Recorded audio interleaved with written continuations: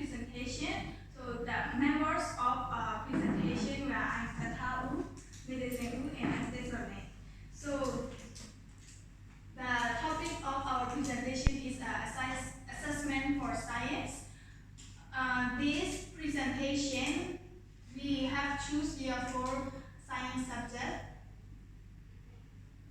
and we research of the different type of assessment there, and also we have research about the benefit and then the disadvantages. So we were in this presentation we will present about the two formative assessment and then one summative assessment. So that how the we also presented how the assessment are linked to the learning outcome, and also we plan for feedback and then student assessment that they should include that in their assessment as well. And in this subject we have choose unit 1 topic, which is introduction to science. So the learning outcome of this units 1 are students will be able to define the meaning of different branches of science and influences of science in our daily life, and then evaluate the attitudes, skills, and process involved the study and practice of science, and recognize the safety rules to be observed in science laboratory, and then record and explain the symbol representing different hazardous substances, and also apply the different type of laboratory apparatus and their use, and then judge the benefit, abuse, and limitation for science and technology. So, and first, for first formative assessment, we have choose self and peer assessment for the topic of what is science. So, in this topic, the learning outcome of this topic is a student will be able to define the meaning of branches of science and influences of science in our daily life. So the instruction that we put for this formative assessment is individual students have to research the biographies, study field, and contribution of a science. Also, the student need to explain how the contribution influences their daily life. And students have to prepare time for a period. There will be also corrected at the end of the period. A teacher will explain about peer assessment form and sharing and writing journal. And they have to share and give feedback with a peer for 15 minutes. And also they have to write a reflective journal as well. So this is the guideline that the self and peer assessment form and guideline that help to students to assess their peers. So first, they have 5 questions that when they create a reflective journal, they need to follow this one, and then they have to write a reflective journal. So we put 4 questions. Share student research with their peers.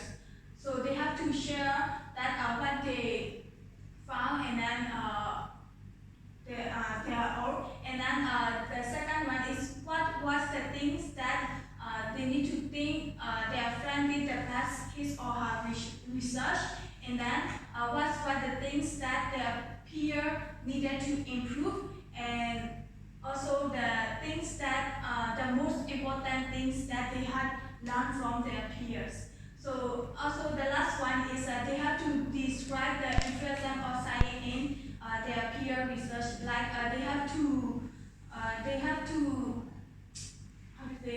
research that what their peer, the things that their peer influences in their daily life. Yes. And we also plan for giving feedback to students. It's what the reflective journal will be collected and graded from teacher, and then teacher will give comments and feedback to the student journals. Yeah. And then this is some of the self and peer assessment benefit and disadvantages of self and peer assessment.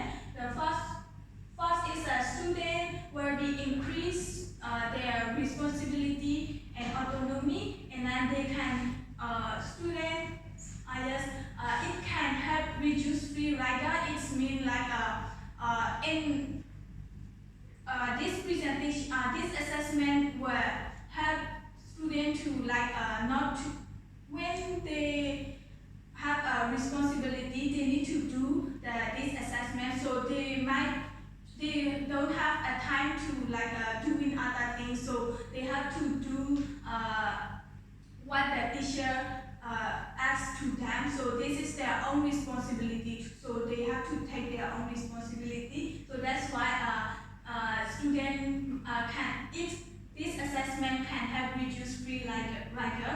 And then the third one is a develop skills such as research skill and communication, listening, and contribution skill. So we also think that this assessment will help more improve to the student, because it have to talk with their peers, so they have to they will be improved in their many skills. Yeah, and then disadvantages: the student do not have skill to assess, and then another thing, student may be influenced by friendship and assessings, and then the final one is student may be concerned about discrimination. Yes, so this is self and peer assessment. So next slide, we will share.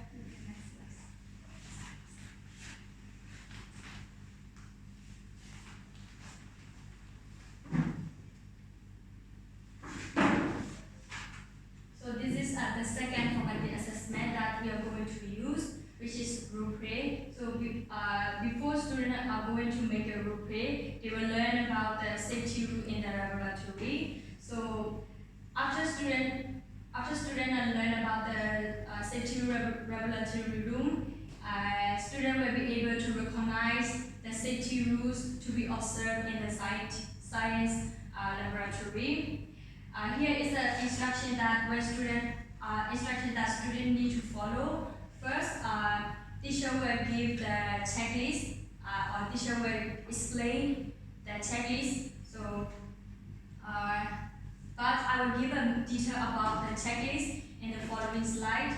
Second, students are not allowed to make group by themselves. So, teacher will divide the group into 3 or 4 students. Third, each group need to choose 2 safety rules and 1 symbol from the book. Finally, each group have 1 period to prepare and 5 minutes to present. So here is a checklist for rubric. Checklist is very important as a teacher to explain before students are going to make a rubric, because students need to understand what teacher are going to ask, what teacher are going to determine. So first, there are three main things. First, it will be procedure, check, and comments and feedbacks. As a teacher, procedure guides students to know what they are going to do. For example, teacher check their duration. For example, teacher give a 1 period of time and 5 minutes to present. So students need to follow that duration. If not, they won't get the check or tick. Yes. We plan to give a feedback. We use the checklist to give a feedback. So we will write comments and feedbacks in the column. So what did a student need to improve and what they do well in their role play. By doing role play, there will be both benefits and challenges. So first, there are many benefits, but we choose only 3. First, students will fun and motivate, and students will also develop communication skill because they have to present and they have to perform in front of their friends and in front of teacher. So it helps students to overcome the shyness because some students are very shy to present or to show their confidence in front of their friends. So we think that the benefit will be help students to overcome shyness. However, there are some challenges too. First, participate of all students during the preparation time and role playing. It means some students they do not help their friends to do their role play or to think them or to do something like that. So as a one teacher, it's not easy to observe or to see all students like this student are doing or not. And second, it was about that some students are influenced by their friends. For example, when I was a student, when teacher gave a test and I would like to talk with my friend and then we are out of the topic, so it will be the one challenge for this teacher.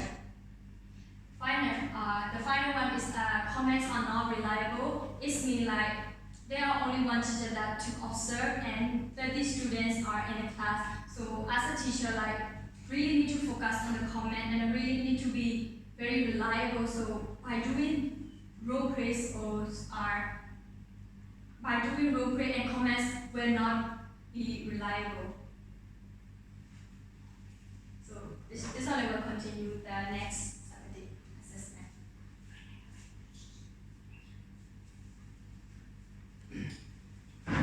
Lastly, I would like to present about our semantic assessment. The semantic assessment we have chosen is a project.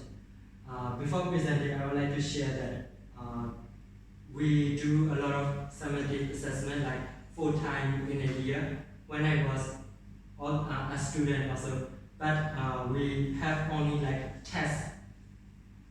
We do not usually have other kind of semantic assessment. So when I'm doing this project next year, it will be very new to me and also for my students, that they will be, I think, interesting and exciting.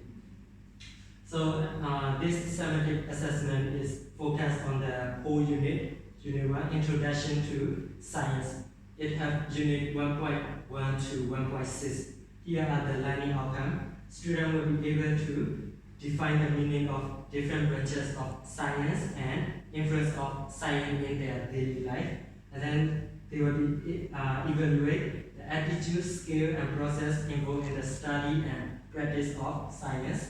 They will also recognize the safety rule to be observed inside laboratories, record and explain the symbol and represent the different hazardous substances, and lastly, they will be able to judge the benefit, abuse, and limitation of science and also technology. In this project, students have to create a PowerPoint about 10 minutes, and it should include at least 6 to 9 slides. Students will be divided by teacher into 5 groups, and they will be present the main point of the chapter 1. And they will be also explain about a rubric, and they have preparation time for 2 periods. I given 2 periods because I think the chapter is quite long. It's for 8 to 10 weeks. So they also have to create the PowerPoint for presentation. So I think 2 periods is the best for them. And they will be graded. This is the group work, but they will be graded individually. Here is the rubric. As I have mentioned, the rubric will be explained to the student. In The criteria are contest, readiness of the chapter, PowerPoint design, and explanation. So they will be graded mainly on these four criteria. I will see if they have covered all the contests, which is 1 to 1.1 to 1.6. There are 6 to 9 slides, so it means they have to cover a unit at least one slide. And I will also look at the relatedness to the chapter. Their presentation is how much relate to the chapter. For example, if all the information are related to the chapter, they will be given 10 points. I will also look at the PowerPoint design. How they have designed. Is it messy or organized? Is it well designed? If it is messy and not organized, they will be given only 2 points. And the last one is the explanation. The explanation, it will see an individual explanation. So like this, we have to do a presentation in group, but we have to present in one by one. So each student, if they really explain well, if their explanation is understandable, if their explanation is mostly understandable, they will be given 5 points. Here it cannot see, but there is another criteria, which is participation. I will also look at their participation. If they really participate in group work, if they are fully participated and help the group, they will be graded 10 points. After the project, maybe after I have graded, I will give each student with their grade how much they got. Like in this column, I will give how much they got. And then I will also wrote some note and comment under the rubric. So it will be more understandable, not just a rubric. But also the most important thing is I will check with the student individually. I will explain why they are given 10 points. I will explain why they are given this kind of comment. As my friends have mentioned before, formative assessments have some benefits and disadvantages, so do the summative assessment. So the benefits of summative assessment project is it assesses deeper thinking level and skills of the student, which means in the group work during the project, they have to think deeply, they have to analyze, they have to evaluate. So they need deeper thinking level and also skill, like they have to communicate with each other well, and they have to be collaborated.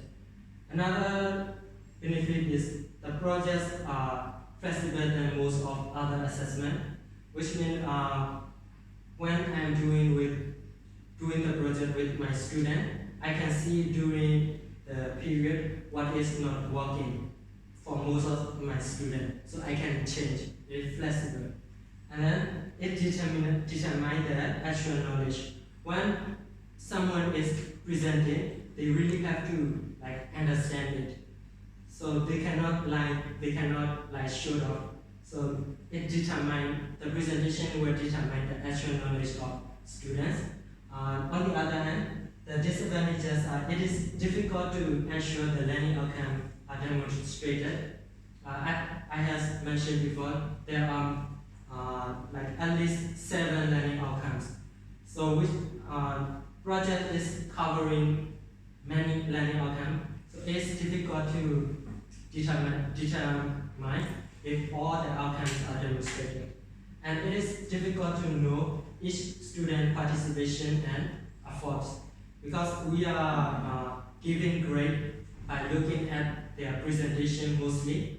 So we do not know in the other time, are they really participating? Are they really giving effort on the group work? And the last one is sometimes students are too much focused on cosmetic, like pictures, diagram. They create PowerPoint they make it beautiful, and then they forget about what really it should be in the PowerPoint. So my friend Millicent will summarize our presentation.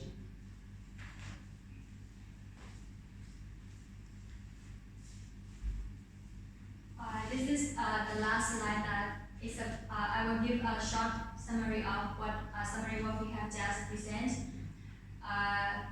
First, by doing two assessments, it helps teacher to aware of the student progress and achievement. So teacher can decide that this topic need to reteach, or teacher can move on to the next content.